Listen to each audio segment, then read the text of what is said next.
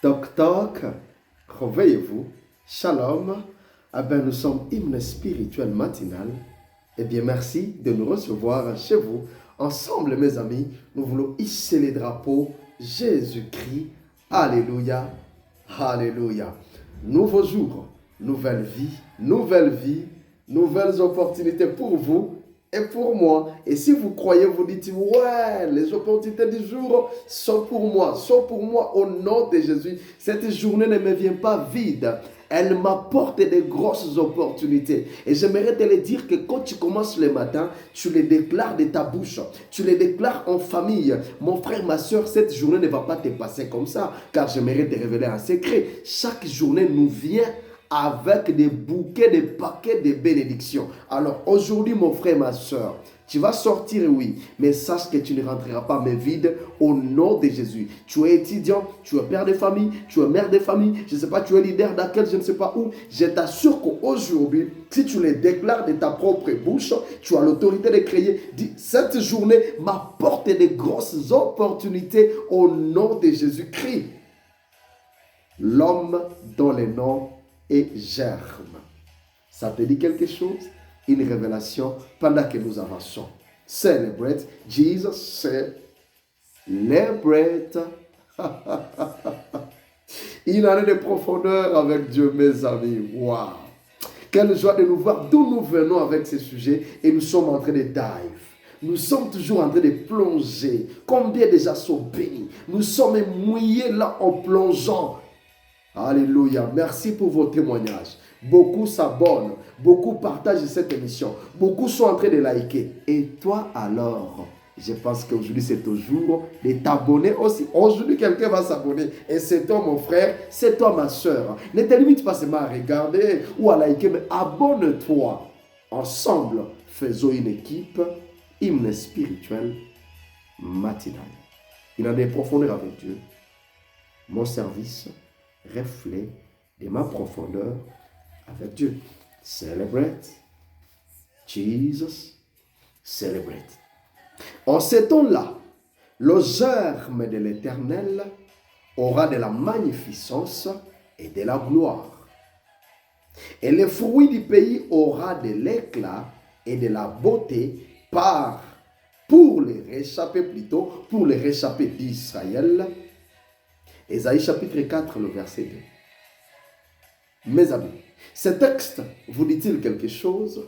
Sûrement oui, car c'est là que nous avons tiré les noms germes qui s'utilisent dans 4 expressions. C'est comme une petite récapitulation, mes amis. Alléluia. La première expression est intitulée les germes de l'Éternel. Deuxième expression, les germes de David. Troisièmement, mon serviteur, le germe. Et c'est là que nous étions jusqu'à hier. Nous étions en train de parler de cela, les germes. Donc, mon serviteur, le germe. Ah. Car dès maintenant, mes amis, nous voulons parler de la toute dernière expression tirée de ce nom germe qui est intitulé l'homme dont le nom est germe. L'homme dont le nom est germe. Tu peux le dire, le répéter pour que nous les retenions parce que ça va encore nous apporter, nous amener quelque part ensemble avec le Saint-Esprit. Il y a un vent du Saint-Esprit qui est en train de souffler et nous sommes en train d'aller avec mes amis. Que c'est une joie de toujours se retrouver en train d'aller emporter par les vents du Saint-Esprit. Le vent du Saint-Esprit va encore nous emporter avec cette expression, l'homme dont le nom est germe. L'homme dont le nom est germe. L'homme dont le nom est germe. J'aime quand vous réagissez et quand vous vous réjouissez avec nous. Waouh! Gloire à notre Dieu, mes amis, dans le Seigneur. Alors nous avançons. Nous sommes en train d'évoluer maintenant. Et pour évoluer, retenez l'homme dont le nom est germe. Waouh!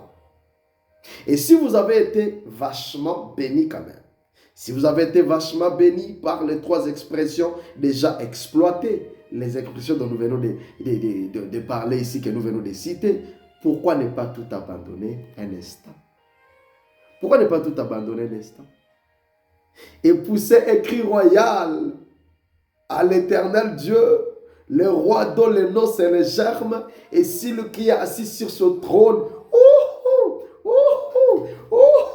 J'ai même besoin de me tenir debout et commencer à pousser les cris de joie. Mes amis me voyaient comme un fou. Ah ben, je ne suis pas un fou. Et si je le suis, que ce soit pour l'homme dont le nom est germe. L'homme dont le nom est germe. Ça vous étonne? Ne soyez pas étonnés. Lorsqu'on a été saisi par le germe, il nous a saisis. Nous lui appartenons. C'est-à-dire, il nous amène comme il veut. Nous n'avons plus rien de fierté de nous-mêmes. Je n'ai aucune fierté à part me laisser emporter par cet homme dont le nom est germe. C'est pourquoi je peux dire, et je peux acclamer à l'Éternel. Je crois que tu l'as fait et tu as savouré ces moments. Alléluia. Est-ce que quelqu'un est en train de déguster ces chants? Alors, l'honneur est à cet homme Christ dont le nom est le germe. La Bible dit ceci. Tu lui diras, et si parle l'Éternel des armées, voici un homme dont le nom est germe. Voici un homme dont le nom est germe. Et je m'arrête là-bas. Parce que nous avons déjà eu à lire ce texte avec vous. Waouh! D'abord, homme, puis germe. Suivez bien ce verset. D'abord, homme, puis germe. Ça vous dit quelque chose? Oh, que j'aime ça. L'homme, puis germe. Et j'aime ces chants. Aujourd'hui, nous avons décidé de play en Swahili. Nani mwanaume kama Yesu. Nous sommes en train de parler de l'homme.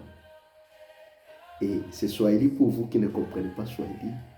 L'homme, c'est en train de dire quel est cet homme de Jésus. Quel est cet homme qui est comme Jésus? Who is like God? Which man is like God?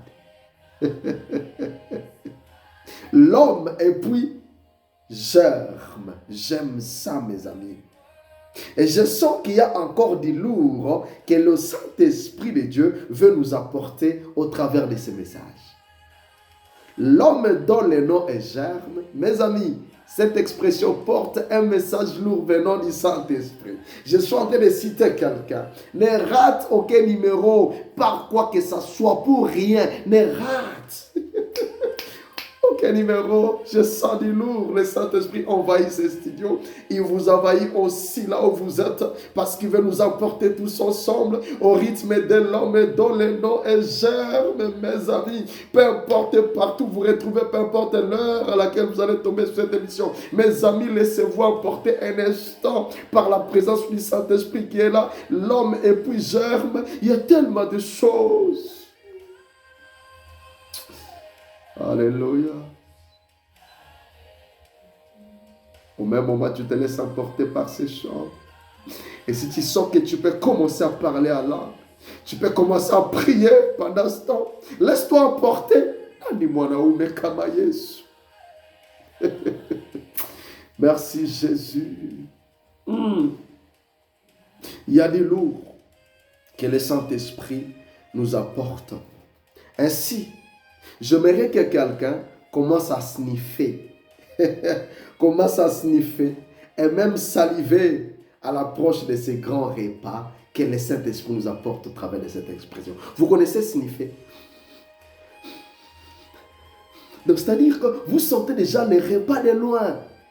Même commencer à saliver à l'approche de ces repas. Ouais, c'est quand on était encore enfant et que vous pouvez passer chez les voisins. Vous sentez l'odeur des repas copieux. Des fois qui n'est pas chez vous, vous dites, si on pouvait me faire la grâce d'entrer manger. Vous sentez l'odeur de cette sauce-là chez les voisins. Est-ce que quelqu'un peut commencer à sniffer? Tu sens du lourd. Ces repas copieux que le Saint-Esprit nous apporte et nous prépare au travers de l'homme dont le nom est germe. Mes amis, ça va être waouh. C'est vraiment déchirant. C'est vraiment bénissant. C'est vraiment captivant. C'est vraiment délivrant. C'est vraiment transformant. C'est vraiment changeant au nom de Jésus-Christ. L'homme dont les noms est germe. Mon ami, tu ne vas pas rester indifférent. Tu ne vas pas rester intact. Le Saint-Esprit va te bouleverser. Il va changer ta vie. Ton état va changer. Avant la fin de cette année, je suis en train de donner ces défis. Les gens vont témoigner au nom de Jésus. Hymne spirituel matinal. On n'est pas là seulement pour parler. L'éternel Dieu agit. Et ça commence maintenant, mon frère, ma soeur. Si tu te laisses emporter seulement, tu te disponibilises, tu te laisses emporter par le Saint-Esprit et tu ne resteras pas la même personne. Alléluia.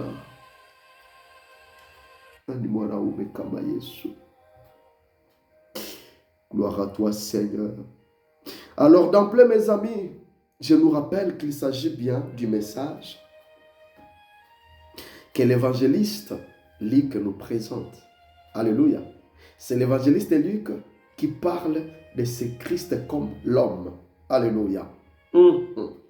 Luc qui nous parle de cet homme avec cette fameuse appellation fils de l'homme. L'avez-vous déjà entendu? J'ai même trouvé des frères ivres de la vie chrétienne, ivres de Christ qui se font appeler fils de l'homme. Appelez-moi fils de l'homme, n'est-ce pas? Est-ce que c'est mauvais? C'est pas mauvais. Alléluia. Peut-être tu te fais appeler fils de l'homme. Coucou à toi. Je te salue. Fils de l'homme, là où tu te retrouves. Alors, c'est l'évangéliste Luc qui nous présente cette expression ici. Christ est sous cette forme avec sa fameuse expression fils de l'homme. Que comprenez-vous déjà de cette expression fils de l'homme? Cette expression, mes amis, allons, soyons d'abord définitionnels aujourd'hui. Elle a essence littérale, mais aussi essence théologique. Alléluia. Dans ces mots ici, il y a essence littérale, mais aussi essence théologique. À l'origine, dans l'hébreu et dans l'araméen, elle signifie être humain. À l'origine, dans l'araméen et l'hébreu, fils de l'homme signifie être humain tout court. Et dans les contextes bibliques maintenant, mes amis, elle est utilisée comme un titre messianique. Utilisé comme un titre messianique que Jésus s'est donné pour désigner à la fois son humanité.